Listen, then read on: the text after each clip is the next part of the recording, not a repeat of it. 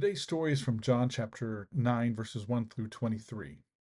And we find Jesus and his disciples walking past a man who was born blind.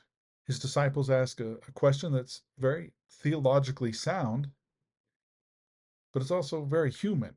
And what they asked was, whose fault is this? Whose fault is it that this man is blind? He can figure out who to blame, him, his parents, somebody. Then to us, suffering makes sense.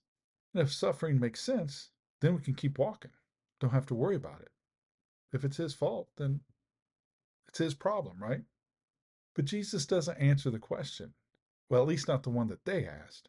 He answers the question that they should have asked. So when Jesus is walking and his disciples ask that, they ask that because the standard assumption, especially of that day, was that sickness meant that somebody sinned. It was the Jewish belief that people were sick because of sin in their life. If you find the sin, then you explain the suffering. But Jesus says neither this man nor his parents sinned, but this happened so that the works of God might be displayed in him. And we have to be careful here because Jesus is not saying that God struck this baby blind, years ago just so he could collect the credit for today.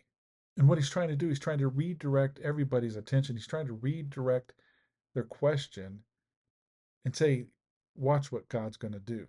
He's not saying that God made this man blind so that he could heal him later and get the glory. He's saying he's blind and God's going to get the glory. And Jesus says something that's kind of scary. He says, as long as it is day, we must do the works of him who sent me. Night is coming when no one can work. While I'm in the world, I am the light of the world. And then Jesus does something very strange. He spits on the ground, he makes some mud, and he puts it on the man's eye. And he says, go wash in the pool of Siloam. And then John tells us that the name Siloam means sent. So a blind man with mud on his face feels his way across Jerusalem, obeying before he can see a single thing. And he washes and he comes home seeing. And what's funny is that his neighbors argue that it, they don't even know if it's him. Some say it's him, or some say it's just a man who looks like him.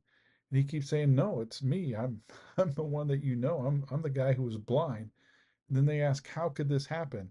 And he says plainly that Jesus made mud, put it on my eyes, and told me to wash. So I went, and now I see.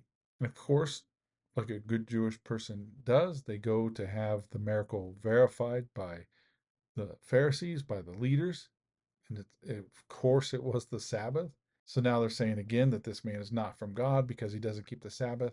Then others say, how can he be a sinner and perform signs like this? He's healed a man, and so he's got to be somebody special. And so they say, well, he's a prophet. But the religious leaders decide that the simpler solution is that the man was never blind at all. And then they go to ask his parents to be witnesses, and they say, yes, he's our son, and he was born blind. How he sees now, I don't know. Ask him, he's of age. And John tells us, though, that his parents were afraid. They were afraid that if anyone admitted that they believed in Jesus, or if anyone confessed that Jesus was the Messiah, that they would be put out of the synagogue. And that's pretty important because to be put out of the synagogue means that basically you're excommunicated. You'd be cut off from friends and family and from the church and the community that you knew. You would be cast out. But I think there's three things that are important here. Jesus refuses to answer the blame question. The disciples, just like us, want an explanation. But what Jesus gives is a demonstration. He doesn't hand them theology as to why this man suffers. He turns the suffering into the stage where God's work can become visible to those around him. See, blame looks in the past, but Jesus looks forward. And the second is an age-old question. When did the man get healed? Did he get healed with the mud on his eyes and the long walk to the pool called Sent? And during that long walk, he can see? Or is he blind all the way to the pool and then he isn't able to see until the mud is washed off? Regardless, it took faith and obedience to walk through Jerusalem to that pool. And three, his parents know exactly what happened, and they say as little as possible because the cost of saying anything was real. It is painful to be excommunicated. It is painful to lose your friends. It is painful to lose your relations with family. But this man's life was evidence, and people noticed, and his testimony isn't sophisticated and it isn't long. It's just, I was blind, he told me to wash, and now I see. I think this story is important because it walks us through our human story, the story of suffering. And when we meet suffering, ours or someone else's, our first instincts are like the disciples. We want to know whose fault it is. But Jesus asks a different question. What might God be about to do here? Not who sinned, but what's next. So may that be what we do this week, is not look at someone suffering and ask whose fault it is, but ask what's next. What does God have in store for them?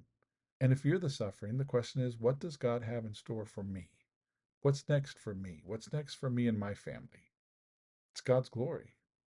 Grace and peace to you. God bless you. Have a great week.